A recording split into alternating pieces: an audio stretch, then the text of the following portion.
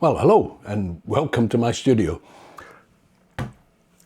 As it's coming to the end of the year, I thought rather than being out with the camera, I thought it might be quite a nice idea to go through what I've shot so far this year and put together a slideshow of my favourites. Not necessarily the best shots, although some of them are actually amongst some of my better shots this year, but they're favourites that mean something to me, either because of the subject that I managed to shoot or the story behind getting there to take them in the first place. So, without any more messing about, without further ado, I hate that phrase, without any further ado, let's get started. So here's the first one.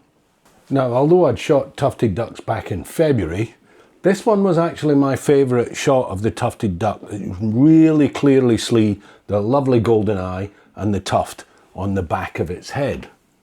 Still in March, we have a very nice shot with a reflection of a pied wagtail.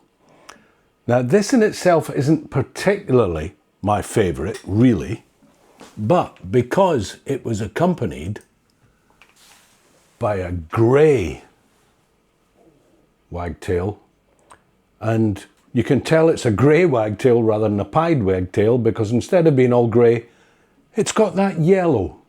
The yellow wagtail is a different species again, and I haven't managed to capture one of those yet.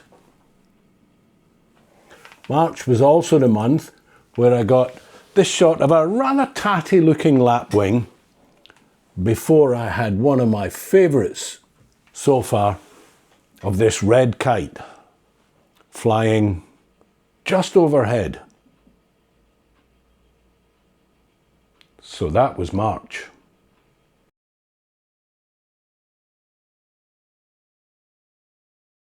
There's a few little woodlands close by me. One of them in particular is one of my favourites for bluebells.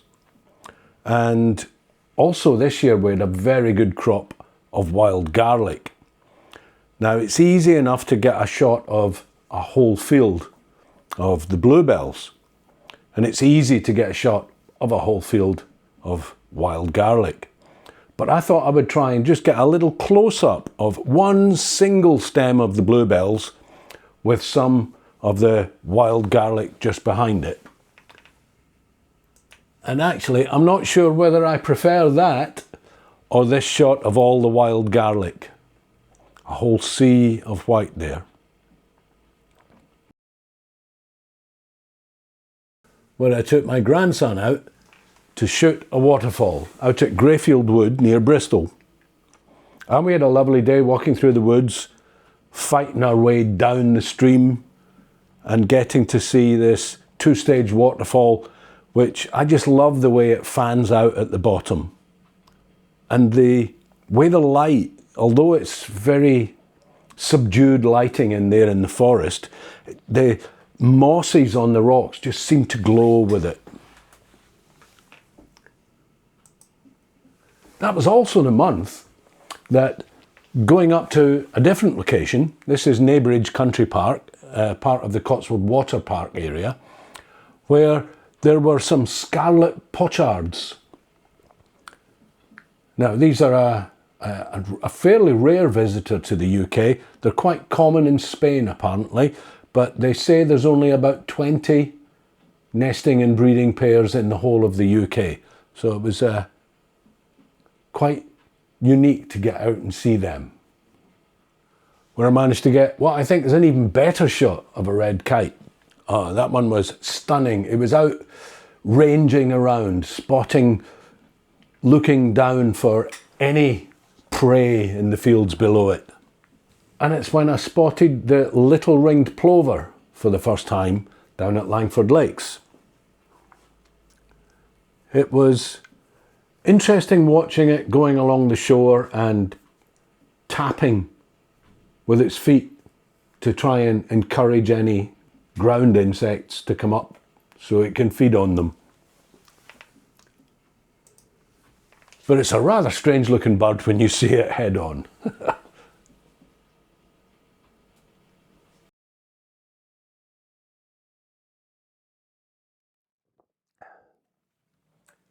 In June, we made one of our regular trips to Gladys's family in Singapore. And as always, I took my camera and long lens with me, and I managed to get what I think is actually quite a decent shot of a common flameback woodpecker in action, tapping at the tree, the bark, trying to find any insects in there for it to eat. Also managed to spot an oriental magpie robin. It's coloured like a magpie, and it's about the size, and I believe it's related to the robin sort of family. Not the European robin that we often get here in UK, the robin redbreast. Much more closely linked to the American robin, I believe, although it has entirely different coloration.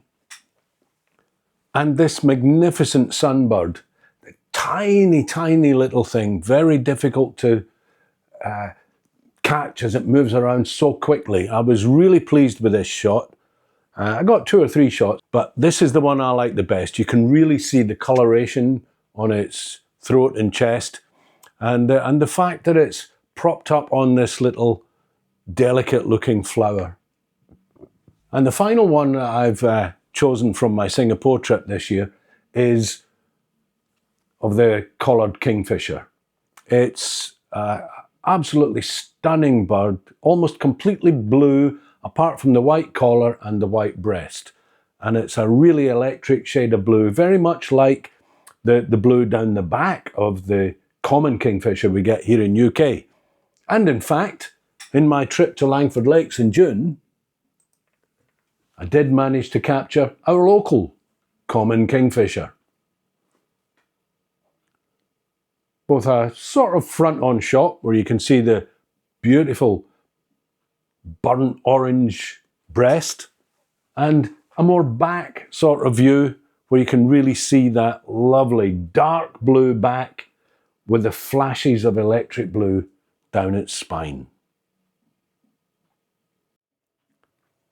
Well, I hope you've enjoyed that very quick run through some of my favourite shots from the first half of 2025. And do join me again next week to see the second part, the June to December run. In the meantime, have an absolutely wonderful Christmas, and I look forward to seeing you all again in that period between Christmas and New Year to look at the second half of 2025, and I'll catch up with you then. Thanks for watching. See you next week.